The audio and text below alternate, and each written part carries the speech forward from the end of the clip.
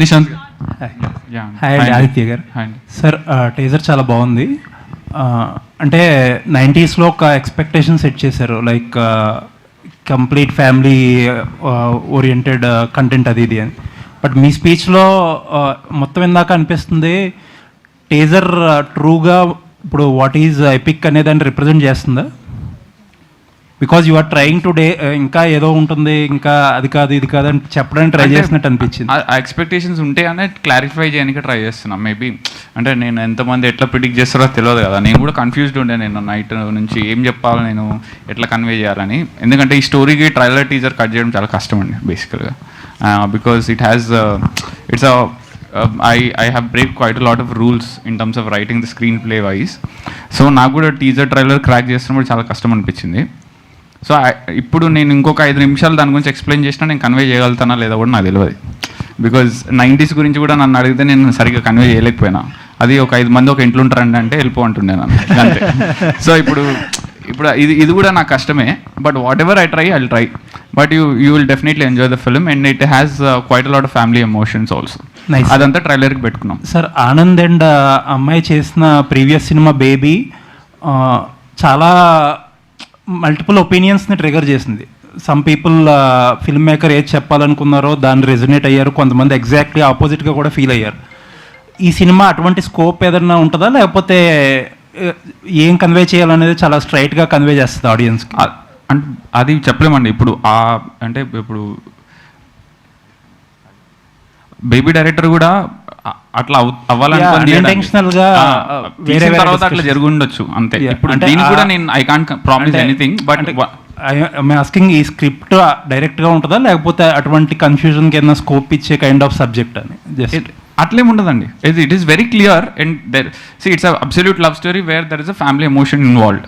Okay, దాంట్లో and it's a very linear screenplay also. But మీకు అసలు ఎట్లాంటి డౌట్స్ ఉండవు. By the end of the film మీకు దాని మీద ఒపీనియన్ మంచి అయినా చెడ్డ అయినా చాలా క్లారిటీగా ఒక ఒపీనియన్ అయితే ఫామ్ అవుతుంది. థ్యాంక్ యూ అండి, లుకింగ్ ఫార్వర్డ్. ఆదిత్య గారు ఇక్కడండి, ఇక్కడ హాయ్ అండి. కిస్ సీన్లో మీరు ఏమిట్లు అనే డైలాగ్ రాయాలని ఎందుకు అనిపించింది సార్? అది క్యాస్ట్ సంబంధించి 2 డైలాగులు పడ్డాయి టీజర్లో. అవునండి. క్యాస్ట్ డిస్కషన్ ఇంకేమైనా ఉంటుందో 2 డైలాగులు ఒకటే కదండి. అదే కిస్ దగ్గర ఏమింట్లో అని ఒకటి పడింది, క్రిస్టియన్ అని చెప్పేసి నేను హిందువుని అని చెప్పేసి ఒక డైలాగ్ ఉంది. 2 డైలాగులు పడ్డాయి కదా, క్యాస్ట్ డిస్కషన్ ఇంకేమైనా ఉంటుందా సినిమాలో? అంటే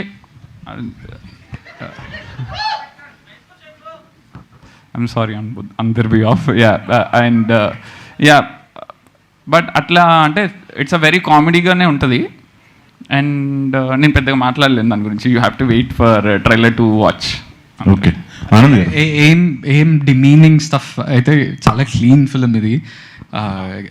ఎలాంటి జోక్స్ అయినా చాలా క్లియర్ ఉంటాయి. డబుల్ మీనింగ్ కానీ డిమీనింగ్ కాస్ట్ విషయంలో, రిలీజన్ విషయంలో అట్లాంటివి అస్సలు ఏముండవు. అంటే మా ఉద్దేశం ఈ టీజర్ కట్ చేయడానికి కూడా ఇప్పటి వరకు మేము చూపించింది కానీ 90s తోటి రిలేట్ అయిన క్యారెక్టర్ ఇది అని.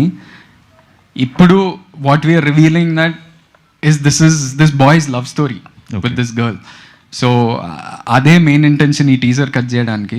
So there is nothing else. మేము కాంట్రవర్సీ ఆర్ ఎనీథింగ్ చేయడానికి అసలు అంటే క్యాస్ట్ గురించి అంటే కాంట్రవర్షియల్గా ఉంటుందని అడిగారా మీరు ఇందాక? అఫ్ కోర్స్ ఈ టాపిక్ ఇంకేమన్నా డిస్కషన్ ఉంటుందా సినిమాలో? అంటే అసలు అట్లాంటిది ఏం ఉండదండి. ఉన్నా కూడా it's just like that, just between 2 characters, something very personal. They don't involve any caste, any religion, nothing. Okay, Anand గారు, బేబీ సినిమాలో లవ్ స్టోరీ అయినప్పటికీ రొమాన్స్ మిస్ అయింది ఆనంద్ గారి క్యారెక్టర్ అనేది ఒక ఫీల్ ఉండేది. అది ఫుల్ఫిల్ చేస్తుందా ఈ సినిమాలో మీ క్యారెక్టర్? బేబీ సినిమాలోనే కాదు, బేబీ సినిమాలో మీకు అన్యాయం జరిగింది రొమాంటిక్ సీన్లో.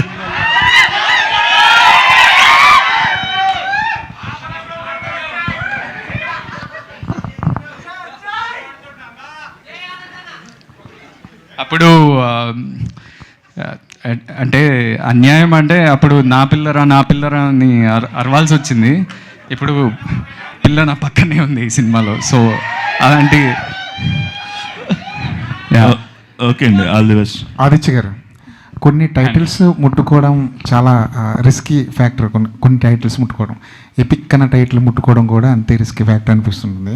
అసలు ఆ టైటిల్ రాసేటప్పుడు మీకు లోపల ఇంటెన్షనల్గా లోపల ఏమనిపించింది?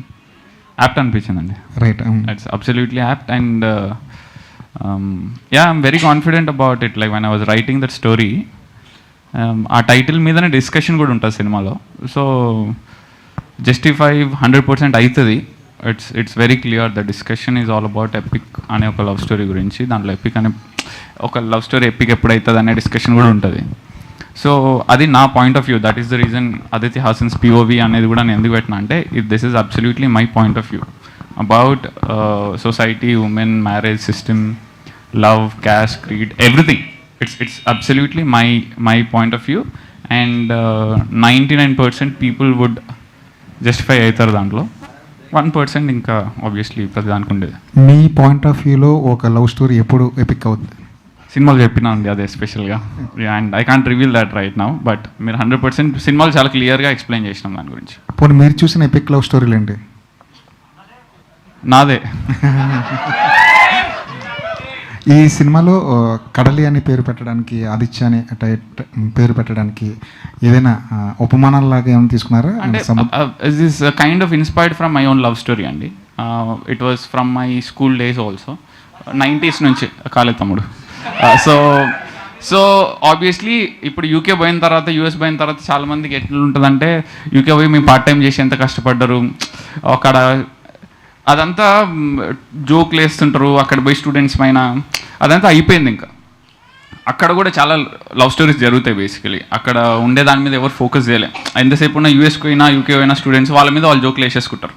మా పార్ట్ టైం గురించి, ఎవ్రీథింగ్, అసైన్మెంట్స్ గురించి, జాబ్ గురించి, కష్టాల గురించి, వీసా ఎక్స్టెన్షన్ గురించి, అది వ్లాగ్స్ చేస్తున్నారు. ప్రతి ఒక్కరికి చాలా ఎక్స్పోజర్ వచ్చేసింది. I really don't wanted to talk about anything. I just wanted to talk about love stories which happen abroad, but how is it related to India also, Indian students also?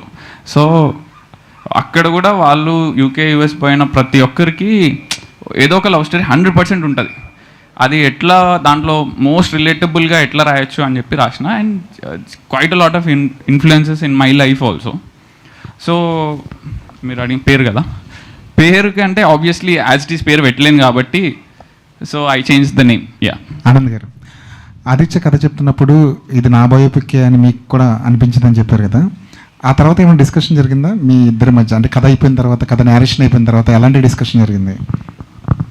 Definitely discussion జరిగింది. నేను first మనోడిని ఒక narration అయిపోయాక ఒక 2 days తర్వాత వి మెట్ again.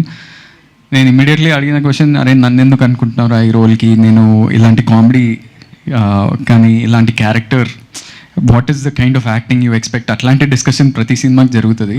And then one more day we discussed about just these emotions. అంటే ఈ సినిమాలో main emotion in this film, ఈ క్యారెక్టర్ ఎట్లా అంటే వాని గురించి వానికే తెలియదు. He's learning about himself from the people around him. అంటే ఫ్రెండ్స్ కానీ, లవ్వర్ కానీ, పేరెంట్స్ కానీ వాని గురించి వాడికి చెప్తుండ్రు. So I am also like that in real life. I am someone who just does things with the flow. So I relate to that character that way. So నేను అదే చెప్పిందా మనోడికి, అరే ఇది I went to the US also like this. అంటే loans, responsibilities, మధ్యలో ఈ love angle ఒకటి గుర్తొస్తుంది, కానీ లేదు, we need to fulfil our parents wishes. వాళ్ళు చాలా కష్టపడి, అంటే అక్కడ చదువుకోవాలంటే మామూలు విషయం కాదు, ఎందుకంటే 20, 30, 40 లక్షలు అవుతుంది. ఇక్కడ చదువుకోవాలంటే మ్యాక్స్ 8 to 15 lakhs అవుతుందేమో. సో ఆ లోన్స్ కట్టడానికి ఎంత కష్టపడాల్సి వస్తుంది అనేది ఓ యాంగిల్ ఉంది. But at the same time you will have those things, feelings of figuring out life yourself. So that is there in this film. మీ లైఫ్లో కడలి ఎవరు? కడలి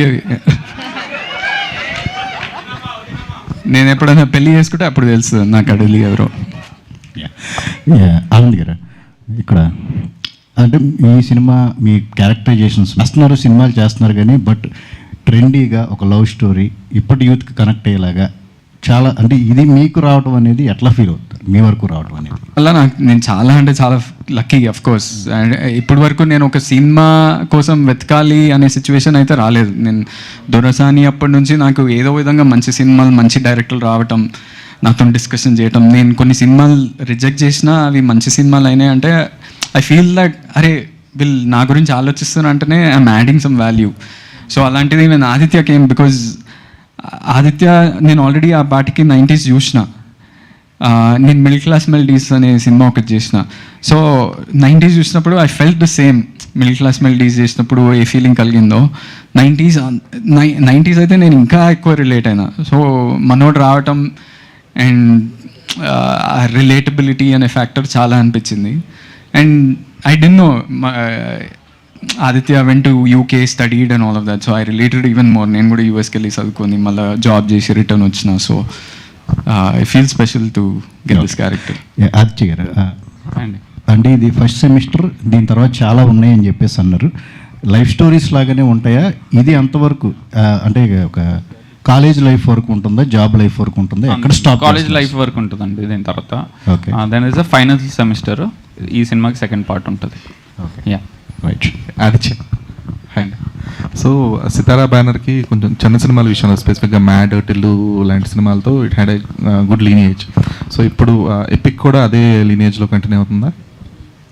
లీనియేజ్ అంటే అంటే అదే టోన్లో small films bigger hits kind of hit అవుతుందండి. అంటే నేను బేసిక్గా నాకు నేనేం చెప్పలేను, అంటే సినిమా వరకు తీసేంత వరకు నేను నమ్ముతున్నా సినిమా హిట్ అవుతుందని. జాన్రా అయితే డిఫరెంట్, లినియేజ్ అంటుండ్రు, నాకు అర్థం కావట్లేదు నాకు కూడా. కానీ స్మాల్ ఫిలిం బిగ్ హిట్ అంటే అది రిజల్ట్ తర్వాతనే అవన్నీ చెప్పుకుంటాం. సేమ్ జాన్రా అయితే కాదు, అవి అవుట్ అండ్ అవుట్ కామెడీస్. మాది it's more of life story. Life and very emotional కూడా ఉంటుంది చాలా. It's comedy, family, emotional, everything ఉంటుంది. వైష్ణవ్ గారు, అండ్ రిలేటబిలిటీ విషయంలో your hesitant as Question well అన్నారు కదా. సారీ, రిలేటబిలిటీ విషయంలో your hesitant as well with the current trend of love stories అన్నారు కదా. సో ఆ హెసిటేషన్ అనేది టీజర్తో పోయిందా with the responses you got from the internal circles? ఇంటర్నల్గా ఎప్పుడు నేను నమ్మనండి పెద్దగా. Obviously audience has to accept it. Like it is for me, like you know friends అదంతా ఫీడ్బ్యాక్ తీసుకుంటాం, కానీ end of the day audience has to see, watch it and then say they liked it. So obviously ఇప్పుడు సినిమా release అయిన తర్వాత నేను చూడాలి, like how they are going to accept this film and all. Vaishnav garu ఒక question. Baby టైంలో ఉన్న ఆనంద్కి ఇప్పుడు ఉన్న ఆనంద్కి డిఫరెన్స్ ఏంటి? ఏం అబ్జర్వ్ చేశారు మీరు?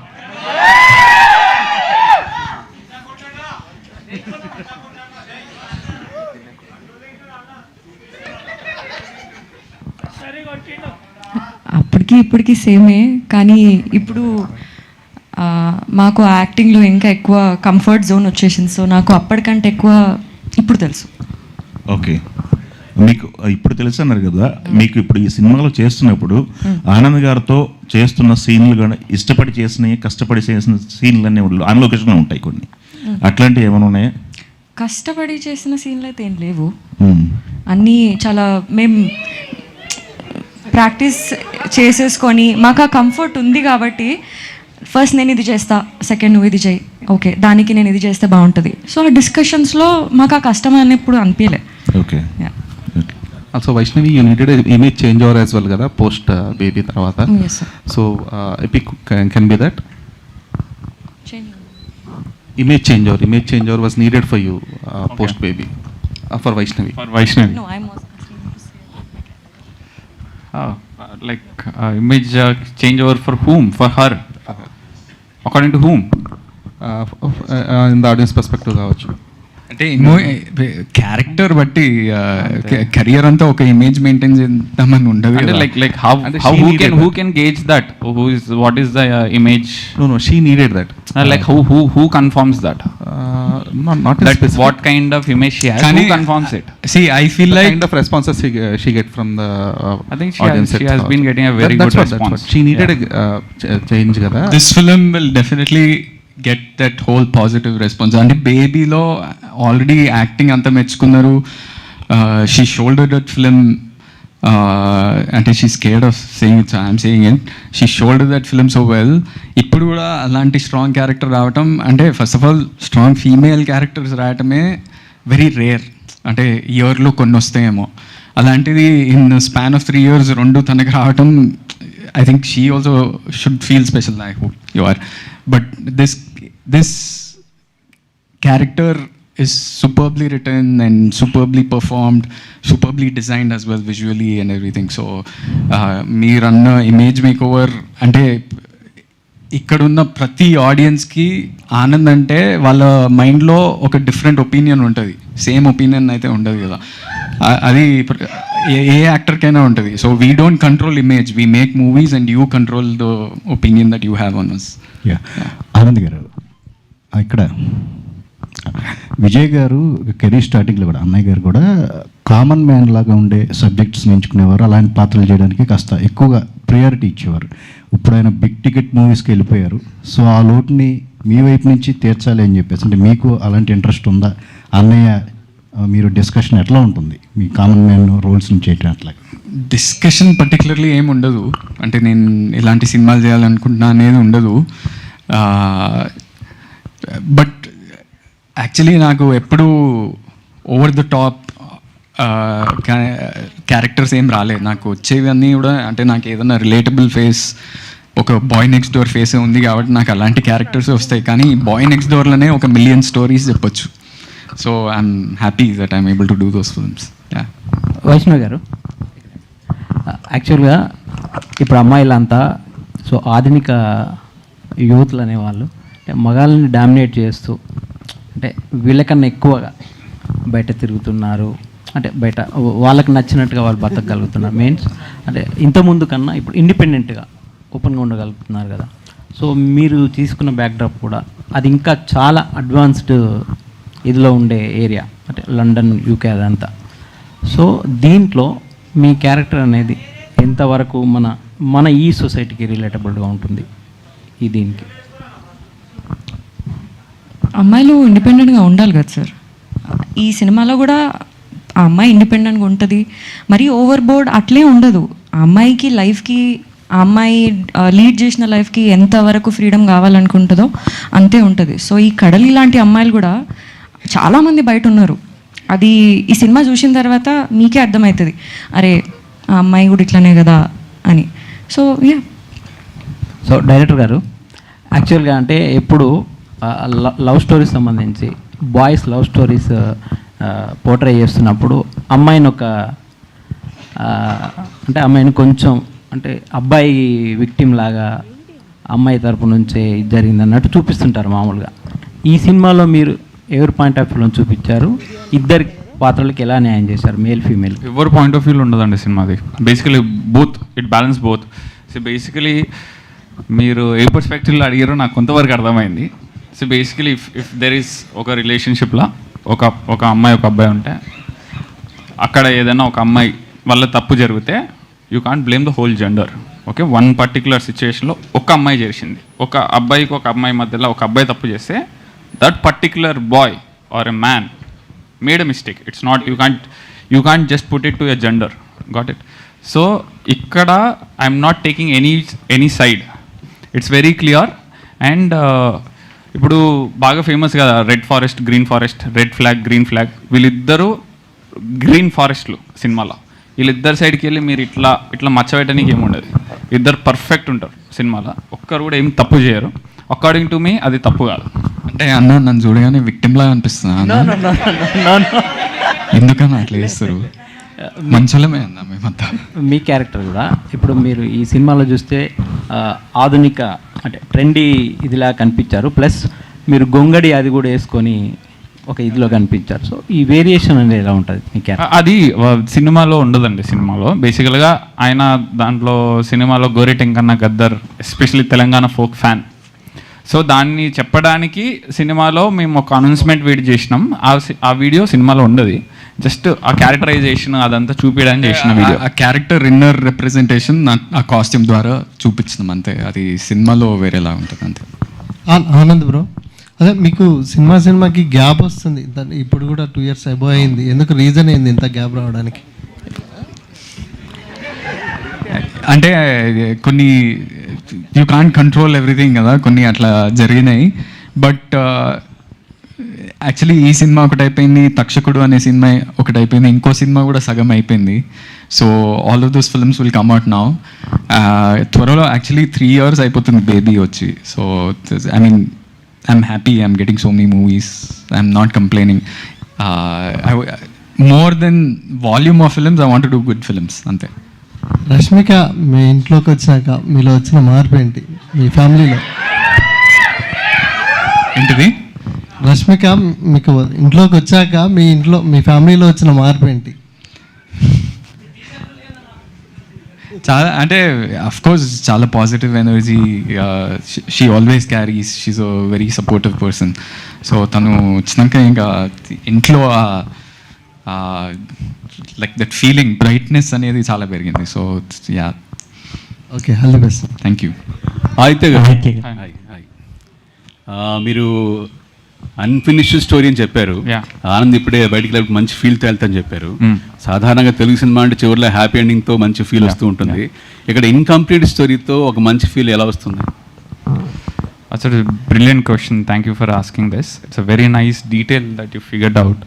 And basically దీనికి ఒక చిన్న explanation. It's a very boring explanation. I'm giving a disclaimer before. So బేసికల్గా స్టోరీ ఎట్లుంటుందంటే ఒక స్టార్ట్, ఒక మిడ్, ఒక ఎండ్ ఉంటుంది. ఏ సినిమాకైనా ఒక స్టార్ట్ వస్తుంది, ఒక క్యారెక్టర్ ఇట్లుంటాడు, ఆయనకు ఒక కష్టం వస్తుంది, ఆ కష్టం యాంప్లిఫై అవుతుంది ఇంటర్వెల్కి. తర్వాత దాని మీద ఆయన ట్రై చేస్తూ ఎండింగ్ ఒక స్టోరీ వస్తుంది బేసికలీ. చెప్తున్నా ఒక నిమిషం. అయితే ఏమైందంటే ఆ ఎండింగ్కి వచ్చే వరకు మనం ఏం చేస్తాం అంటే శుభం అని వేసి ఒక స్టోరీ, పూర్తి స్టోరీ చూసినాం అన్న ఒక ఫీలింగ్ ఇస్తాం.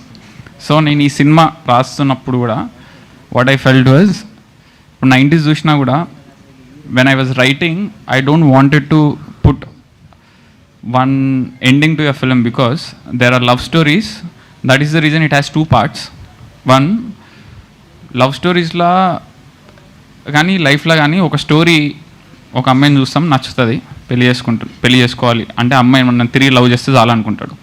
ఫస్ట్ హర్డిల్ అది ఉంటుంది, అది అయిపోయిన తర్వాత ఇద్దరికి డిఫరెన్సెస్ వస్తాయి కొన్ని రోజులు. అరే ఇద్దరం నార్మల్గా ఉంటే చాలరా అనిపిస్తుంది. కొన్ని రోజులకి ఒక బాండింగ్ స్టార్ట్ అవుతుంది. తర్వాత పెళ్లి చేసుకుందామంటే ఇంట్లో ఒప్పుకోరు.